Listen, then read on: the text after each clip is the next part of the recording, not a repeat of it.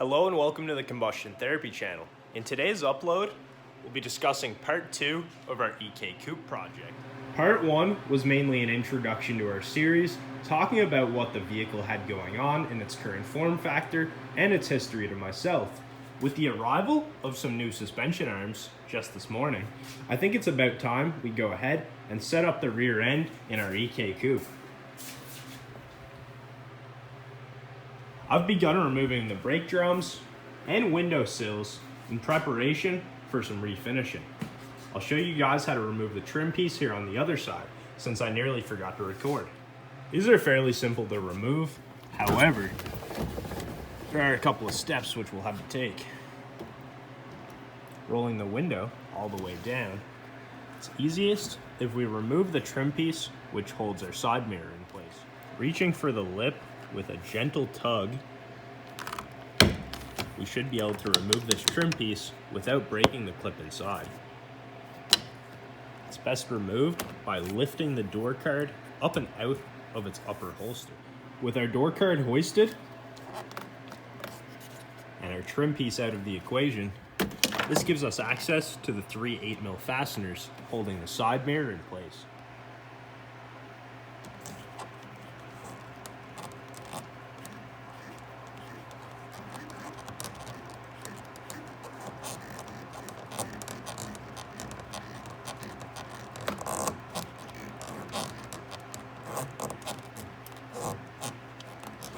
Make sure not to drop these guys inside the door card, or you'll be removing it fully.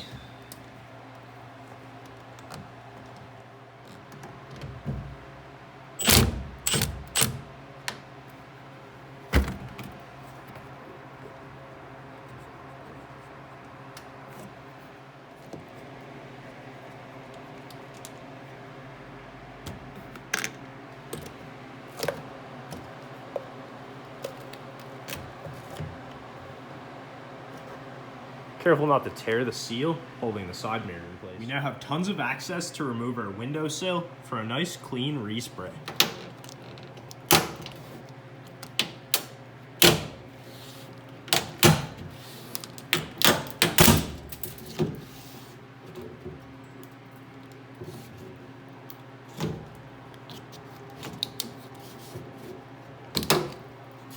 I wonder how long that's been in place. I have a habit of putting my fasteners back in place to avoid losing them.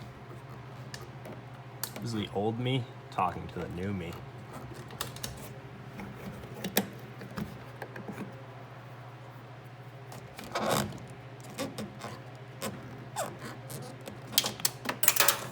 Oh no, I did it. So I guess the old me wasn't always wrong, just to leave things be. Anyway, we'll deal with that another day when I have a little more clearance to pull the door card. Because it's about time we remove the old rear suspension from our EK so we can go ahead and set up and install the new arms and coils. These will need to definitely be set up because being the budget coilovers they are, the manufacturer has set similar ride height with unequal spring tension. But really, what more can I expect from a budget brand like Max Speeding Rods? Only time can tell our level of agreement with their statement of focus on performance. But with our main goal for this EK coupe being equalized ride height, if these serve their purpose, staying in one piece, we'll be content. With that being said, I think it's time we erase some old crusty components. It really doesn't get much better than these for at-home use. I don't even bother bringing anything else home anymore just because of how effective these guys are. With most things, you'll be probably not my weapon of choice for something like a seized front lower control arm bolt.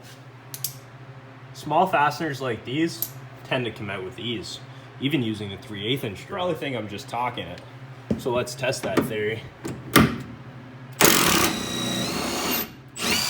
Butter, baby, butter.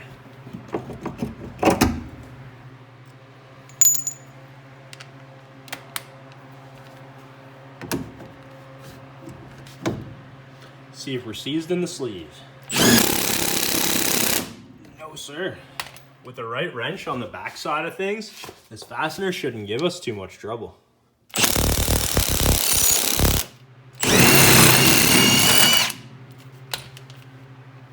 Second fastener down. Last fastener to go. Let's see how our little stubby does it.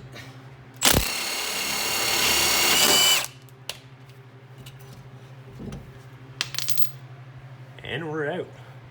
3 for 3 with the stubby, and our lower control arm should come with ease.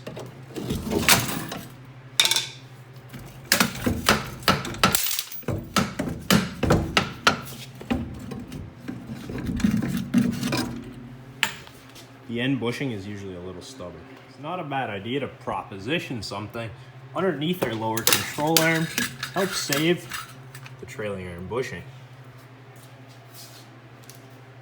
Comparing the old stamped steel lower control arm to our new aluminum control arm, we can see it should be much more rigid. While mainly being installed for cosmetics, over something like a set of Skunk 2 lower control arms, these will still offer us our performance upgrade, given the state of our old worn out lower control arms. Giving a 3/8 inch drive stubby a break, let's go ahead and try the 1/2 inch on our upper control arm bolt, which passes through the trailing arm.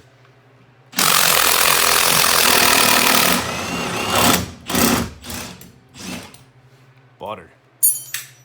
Looks like we're well on our way to having the majority of our components removed here in the rear end, so we can go ahead and install the new.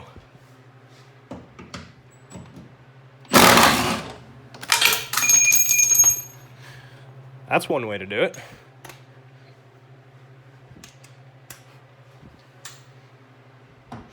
Where the fastener went, an entirely different story altogether. Nice.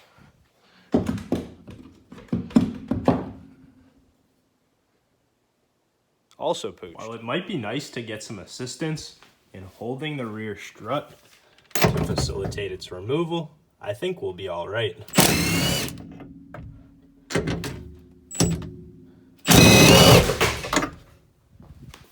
Goodbye. Nuts even stayed nicely in place. Hopefully I don't drop these. With the last of our suspension components removed from this side of the rear end of our EK coupe, it's time to go ahead and begin reinstallation. But before we can do so, it's necessary we set proper preload on our max speeding rod coilovers. From the manufacturer, this has been set incorrectly and uneven. With the camera needing a little charge time, after figuring out how to set the preload on our coilovers, I began giving our valve cover a rough scuff in preparation for valve cover paint. In amongst our new valve cover gasket, it looks like we have some spark plug tube seals and some grommets, so we don't need to make use of these crusty old guys.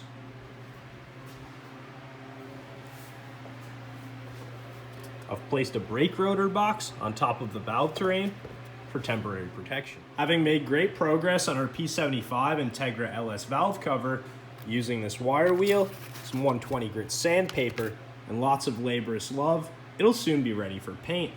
Needing a break from this task, I went ahead and installed one of our coilovers after resetting the preload and adjusting the ride height to what I think will be in my desired area. Given the reaching and propositioning involved with the install, this unfortunately wasn't something I could record, but means that the installation of our new lower control arm is as simple as aligning the bolt holes and feeding through the fasteners. Installing the first fastener on the outer extremity, passing through the trailing arm and the outermost point of the lower control arm, we can then follow up with a second fastener by lifting the trailing arm into position and passing our fastener through the coilover and second hole in the lower control arm. With our newfound leverage, we can now grab the lower control arm and easily proposition it into place.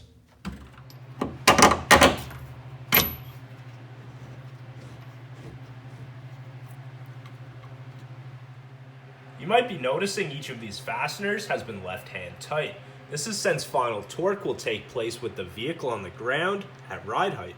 With the adjustable upper control arms looking like the mount points are very close to home, we can go ahead and make any final adjustments of these guys after the fact on the vehicle. Combined with our coilovers, new lower control arms, I think our setup is going to look pretty sweet. A quick tip for you guys at home, when installing any fastener that mounts inside a unibody or channeled frame, is to go ahead and install the fastener by hand without using the torque gun. This will save you a lot of headache since you'll feel it if something binds, and you can quickly switch the ratchet position and retract your movement.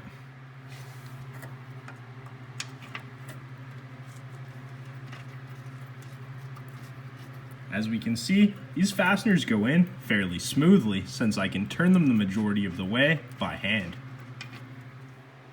Well, we'll have to clue up our install in part 3, since unfortunately this adjustable upper control arm has been machined in a funky fashion, accepting hardware fully on one side, but not at all on the other. This bolt will not go any deeper, no matter how hard I try.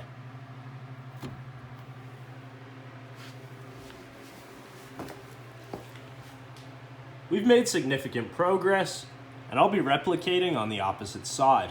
Stay tuned for part 3, where we can check out our work. Having this much out of the way definitely gets a jump start on things, and it'll definitely push us to make more episodes sooner than later. Hopefully we've caught your attention, making great progress on our EK coupe in such a short amount of time. Let's keep this momentum going.